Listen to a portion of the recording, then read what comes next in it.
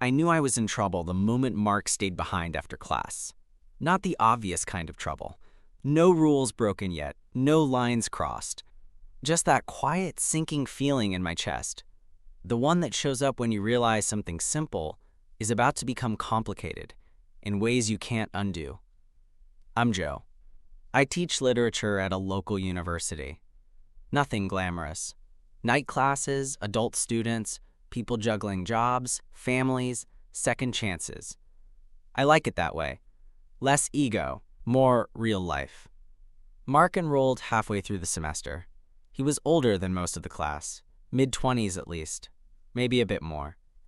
Calm, observant. The kind of guy who didn't talk much, but somehow always knew exactly what to say when he did. He sat in the second row, never on his phone, eyes actually on me when I spoke. I noticed that faster than I should have. At first, I told myself it was just professional appreciation. A student who cared. A student who read the material. That shouldn't feel rare, but it does. Still, there was something about him. Not loud, not cocky, just grounded. Comfortable in his own skin in a way I wasn't, even at my age. That night, the classroom emptied out faster than usual. Chairs scraping, backpacks slung over shoulders, quick goodbyes. I was erasing the board when I heard his voice. "Joe, do you have a minute?" I turned around. He was standing there alone, hands in his jacket pockets. Not nervous exactly, more like carefully composed. "Sure," I said, a little too quickly. "What's up?" He stepped closer to my desk, but not too close. Respectful distance. Always respectful. That mattered. It still does. "I wanted to ask about the essay," he said. "Your comments. About voice." I remembered that essay. Of course I did. It had been honest in a way that caught me off guard. Raw, but controlled. Like he knew exactly how much to reveal and when to stop. We talked for 10 minutes, then 20. About structure, about truth in writing. About how some stories only make sense when you're brave enough to admit why you're telling them. At some point, I realized the building was almost empty. That should have been my cue to wrap it up. Instead, I found myself leaning back against the desk, listening to him like time wasn't a factor. He smiled once, just once, when I told him his writing felt lived in. Not polished, but real. "That means a lot," he said. "Coming from you." There it was, that tiny shift. The kind that doesn't announce itself, but changes the temperature in the room. I cleared my throat. "Well, office hours are posted if you want to continue this another time." "Yeah," he said, then paused. "I'd like that." After he left, I stood there longer than necessary, staring at the door like it might explain something to me. I told myself I was being ridiculous. He was a student. An adult, yes, but still my student. End of story. Except it wasn't. Because over the next few weeks, he came to every office hour. Sometimes with questions, sometimes with thoughts, sometimes with nothing but that quiet presence that made my office feel smaller than it was. We never talked about anything inappropriate. Not once, but there were moments. Glances that lingered, silences that stretched just a second too long. The kind of moments you pretend not to notice while your body notices everything. I started dreading two things at the same time, seeing him and the day he'd stop coming. That's when I realized the real problem wasn't attraction, it was the choice forming in front of me. And the fear of what it would cost professionally, socially, morally if I admitted the truth to myself. Because wanting him was easy. Deciding what kind of man I wanted to be was not. I started noticing the changes in myself before anyone else could. I checked my email too often, hoping to see his name. I reread his assignments more carefully than the others, then felt guilty about it and reread everyone else's just to prove, mostly to myself, that I was still being fair. I began choosing my words more cautiously when I talked to him, like I was walking across thin ice and pretending it was solid ground. Mark didn't push. That was the worst part. If he had flirted outright, crossed a line, made it easy to shut things down, I would have done it. I'm good at rules. I've built my life around them. Structure, boundaries, responsibility. Those things don't just keep a classroom in order, they keep you safe from yourself. but Mark stayed exactly where he was supposed to be. One afternoon, he showed up to office hours soaked from the rain, hair darker, jacket dripping onto the floor. He laughed it off, apologized, tried to wipe the chair with his sleeve. "Relax," I said. "It's not the first flood this office has seen." He smiled, that small, almost private smile, and sat down. We talked about a novel we were reading, one about longing, about restraint, about choices people make too late. At some point, I realized we weren't really talking about the book anymore. "I think," he said slowly, "sometimes people know exactly what they want. They're just afraid of what it says about them if they admit it." My pulse picked up. I kept my voice steady. "And what do you think it says?" He looked at me, not through me, at me. "That they're human." The silence after that was loud. I stood up and walked to the window, pretending to adjust the blinds. I needed distance, physical, mental, moral. I needed to remember who I was in that room. "Mark," I said, carefully, "you're an insightful guy, but it's important not to project too much of yourself into the material." "I know," he replied. No defensiveness, just understanding. I didn't mean, I should probably say this. I cut in, turning back to face him. "I'm your professor, and I take that seriously." He nodded immediately. "So do I." Another pause, shorter this time. "I'm an adult," he added, not challenging me, just stating a fact. "And I respect you. That's all." That should have eased something in me. Instead, it made everything heavier. After he left, I sat back down and rubbed my face with both hands. This wasn't a scandal. There were no secret touches. No messages sent at 2 a.m. No lines crossed. Yet. But the danger wasn't in what had happened. It was in how easily I could imagine what might. I started avoiding being alone with him. I answered his emails more formally. I shortened conversations. I told myself I was doing the right thing, and I was, but it felt less like strength and more like grief. Then came the department mixer. Harmless event. Faculty, students, plastic cups of cheap wine, awkward mingling. I almost didn't go. Mark was there. Of course he was.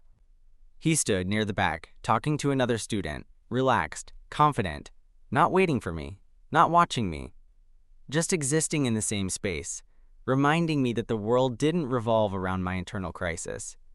We made eye contact once. He raised his glass slightly. A greeting, nothing more.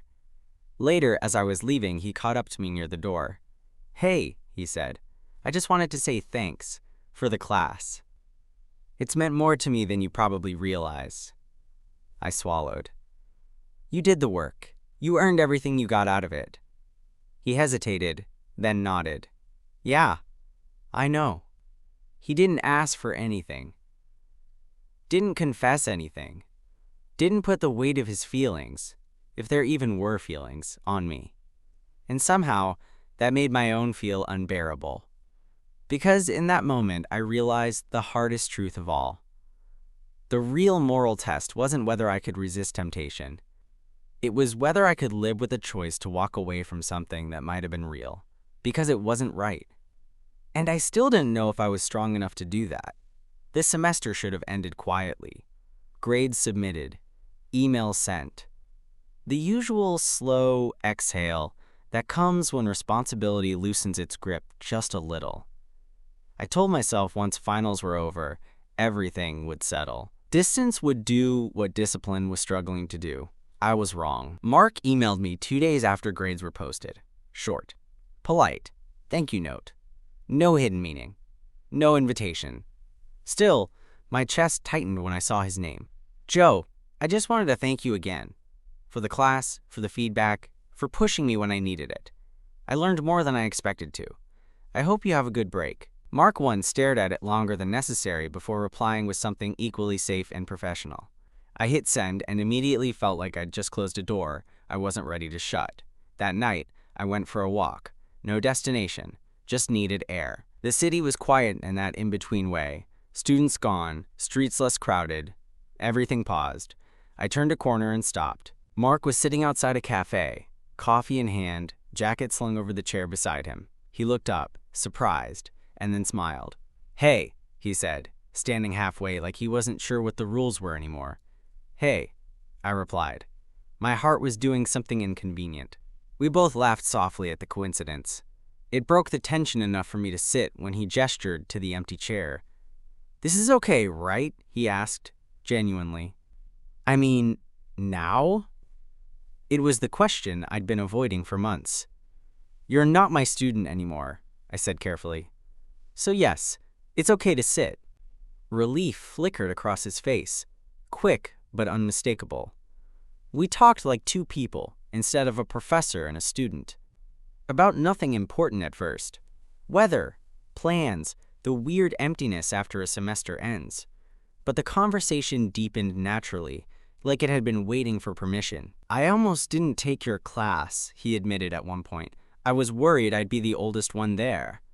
"You were one of the best," I said before thinking. Then added, quieter, "You still are." He held my gaze. Not intense, not expectant, just open. "I want to be clear," he said slowly. "I'm not trying to put you in a position you're uncomfortable with." I nodded. "I appreciate that. But," he continued, "I'd regret it if I didn't at least say this." My breath caught. "I respect you," he said. "I admire you. And yeah, there's something here. At least for me, but only if it's something you'd ever want too. No pressure, no expectations." There it was. Not dramatic, not reckless, just honest. I looked at him. Really looked. Not as a responsibility, not as a risk. As a man sitting across from me, offering truth without demanding an answer. "I've been afraid," I said finally. "Not of you, of myself, of what people would think, of whether wanting something automatically makes it wrong." He nodded like he understood more than I'd said. "Fear doesn't mean you're doing something bad. Sometimes it just means you care." We sat in silence after that. Not awkward, thoughtful. When I stood to leave, he didn't reach for me, didn't step closer. He just said, "Whatever you decide, I'm glad I met you." I walked home with my hand shaking, not from temptation, but from clarity, starting to take shape.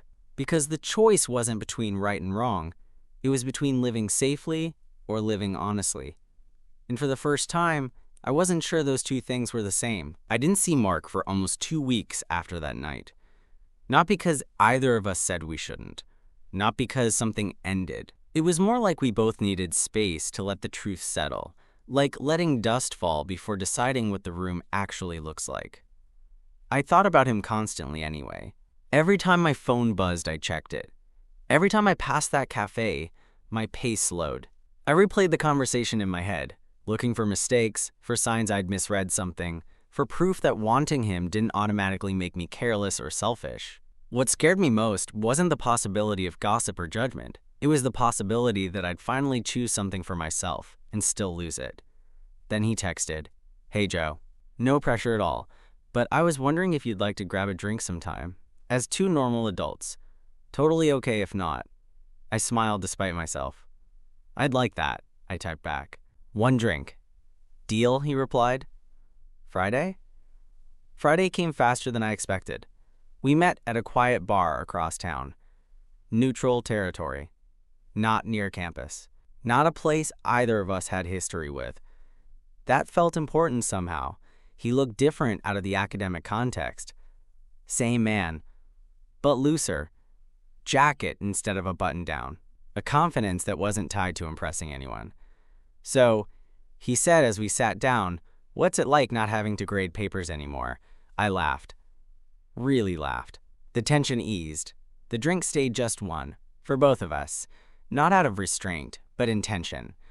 We talked about life beyond the classroom, his job, my path into teaching, the things we loved, and the things we'd settled for. At some point, he leaned back and studied me. "You know," he said, "I was worried you'd only ever see me as a risk." I met his eyes. "I was worried you'd only ever see me as an authority figure you outgrew." He smiled softly. Guess we were both wrong. When we stepped outside, the air was cool, the street quiet. Neither of us rushed to say goodbye.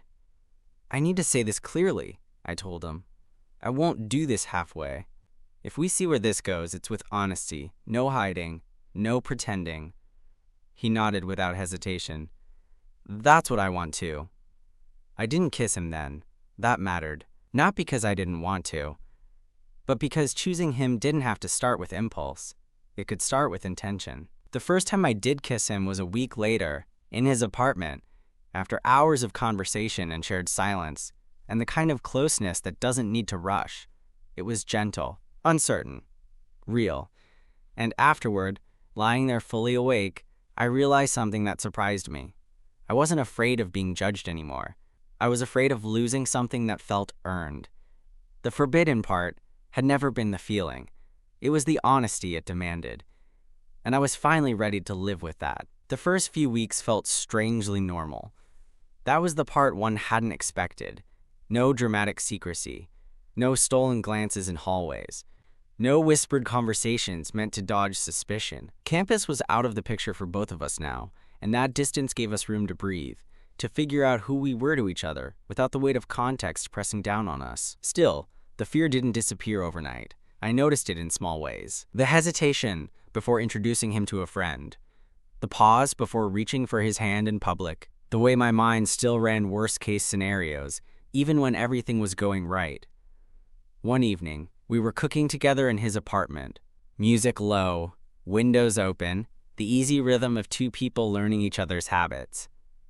I was chopping vegetables when he leaned against the counter and watched me for a long moment. "You okay?" he asked. I exhaled. "Yeah, just thinking." "Dangerous hobby," he teased, then softened. "About us?" I nodded. "I don't regret this," I said. "Not for a second. But sometimes I still hear all those voices in my head. Colleagues, old mentors, people who would say I should have known better." Mark stepped closer. Careful, like he always was when something mattered. "Do you think they'd say that because I'm younger?" he asked, "or because they'd be uncomfortable seeing you happy?" The question hit harder than I expected. "I don't know," I admitted. "Maybe both." He reached for my hand, grounding, steady.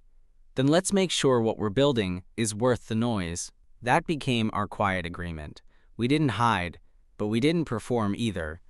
When friends asked how we met, we told the truth, without unnecessary detail, without shame. Some reacted with raised eyebrows, others shrugged. A few surprised me with how little they cared. The hardest moment came when I ran into a colleague from the university at a bookstore, Mark beside me, hand brushing mine. Introductions were polite, curious, brief. Later, as we walked home, I felt the old anxiety rise again. "You don't have to do this," I said suddenly. "If any of this becomes too heavy." He stopped walking and turned to face me. "Joe," he said gently, "don't make choices for me out of fear. Let me decide what I can carry." I searched his face. No resentment, no doubt, just resolve. That night, lying next to him, I realized the moral conflict I'd been wrestling with had shifted. It wasn't about rules anymore. It was about responsibility, to treat him as an equal, to listen, to be honest even when it was uncomfortable, to love without trying to control the outcome. Forbidden things lose their power when you stop hiding from the truth. And this, whatever anyone else might call it, felt real in a way I couldn't deny. For the first time in a long while, I wasn't living in reaction to fear. I was choosing. The first real test didn't come from strangers. It came from my past. I was invited to a small departmental gathering. Nothing formal, just drinks at a colleague's place. I hesitated before telling Mark about it, already knowing what it represented. A bridge back to a world I hadn't fully left, and a reminder of how carefully curated my professional identity had always been. "You don't have to go," Mark said when I explained it, "and I definitely don't need to come." "I know," I replied. Then, after a pause, "But I think I should, alone." He studied me for a moment, then nodded. "Okay, just don't disappear on me in there." "I won't." The night was polite, measured, too measured. Conversations danced around safe topics, new courses, publishing woes, funding cuts. I laughed at the right moments, nodded in the right places. I slipped easily back into the version of myself everyone expected. And yet, something felt off. At one point, a colleague mentioned students and boundaries in a vague, cautionary way. No names, no accusations. Just theory, ethics, best practices. I felt my chest tighten. I realized then that I wasn't afraid they'd discover anything. I was afraid of how easily I used to agree with them, without question. I left early. When I got back to Mark's place, he was on the couch, reading. He looked up immediately. "Hey," he said, "you okay?" I sat beside him and leaned back, staring at the ceiling. "I used to think being a good man meant never putting myself in complicated situations," I said. Tonight made me realize how often I confused morality with comfort. He closed the book and turned toward me. "And now?" "Now I think being a good man means staying present when things get complicated." He smiled softly. "That sounds like growth." I laughed under my breath. "Don't let me hear you say that again." The weeks after that felt steadier. Not perfect, but real. We disagreed sometimes. About time, about priorities, about how open we should be, and when. But none of it felt dangerous. It felt adult. One evening, as we walked through the city, he reached for my hand without looking at me. I didn't hesitate this time. No one stared. No one cared. And even if they had, I realized something important. The fear of judgment only has power when you believe you deserve it. I didn't. Not anymore. What Mark and I had wasn't a mistake born of impulse. It was a connection built on restraint, honesty, and choice, again and again. And for the first time since this all began, I wasn't thinking about what I could lose. I was thinking about what I was finally allowing myself to have. The moment that made everything real wasn't dramatic. No confrontation, no public declaration, no scandal narrowly avoided. It happened on an ordinary Sunday morning. Mark was making coffee, still half asleep, hair a mess, wearing one of my old t-shirts like it had always belonged to him. I was sitting at the small kitchen table, grading habit long gone, reading the news instead. He set a mug in front of me without asking how I took it. Black. 1 sugar. I looked up at him, and something in my chest shifted. Not excitement. Not fear. Belonging. "You're staring," he said, amused. "I was just thinking," I replied. "How strange it is that the thing I was most afraid of ended up feeling so steady." He sat across from me. Funny how that works. Later that day, we ran into one of my former students at a grocery store. Not Mark's class. Just someone who recognized me. The interaction was brief, polite. When we walked away, I realized my shoulders weren't tense. Nothing bad happened. Nothing needed to happen. That's when it finally clicked. The moral storm I'd been bracing for had already passed, not because I ignored it, but because I faced it honestly, step by step. I didn't fall into something forbidden. I chose something difficult. And there's a difference. That evening, we talked about the future in a way we hadn't before. Not promises, not plans carved in stone. Just honest curiosity, where we might end up, what we wanted to protect, what we refused to sacrifice, especially ourselves. "I don't need this to be perfect," Mark said. "I just need it to be real." I nodded. "That's the only thing I can offer." We stood by the window as the city lights came on, his arm around my waist, my hand resting over his. No hiding, no defiance, just quiet presence. I used to think morality was about denying yourself anything that made life complicated. Now I know better. Sometimes, the most ethical choice isn't the safest one. It's the one that asks you to be honest, patient, and brave enough to live with the truth. Mark didn't save me. I didn't break any rules to be with him. What we did was harder than that. We waited, we chose, and we stayed. And that, more than anything, is what made it right. A year later, I ran into Mark on campus again. Not as my student, not as a secret. just as the man I loved, waiting for me near the steps with a coffee in each hand, pretending not to notice me watching him from across the quad. I wasn't teaching there anymore. That part surprises people when they hear the story. They assume I left because of shame or pressure. The truth is simpler and harder to explain. I left because I wanted a life that didn't require constant self-editing. I still teach, just somewhere else now. A smaller program, more freedom, fewer ghosts. It felt like choosing alignment over defense, and that choice changed everything. Mark waved when he finally caught me staring. "Stop looking at me like that," he said when I reached him. "You're making this weird." I smiled. "I used to do that on purpose." He handed me a coffee.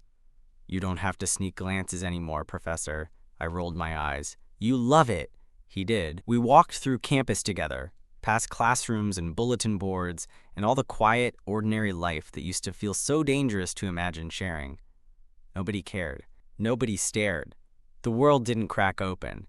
At some point, he said, "Do you ever regret it?" I knew exactly what he meant. I thought about the rules I'd followed, the versions of myself I'd been loyal to, the fear that once felt like wisdom. "No," I said honestly. "I regret how long I believed wanting something meant I shouldn't have it." He stopped walking and looked at me, serious now. "I'm glad you chose me," he said. I took his hand. Openly. Easily. "I didn't just choose you," I said. "I chose who I wanted to be when no one was grading me anymore." That night, at home, he fell asleep with his head on my chest, breathing slow and steady. I stared at the ceiling for a while, thinking about how this story might sound to someone else. Forbidden, risky, controversial. But from the inside, it just felt like two adults who waited, questioned themselves, faced the cost, and chose honesty anyway. And if I've learned anything at all, it's this. Some love stories don't start with permission.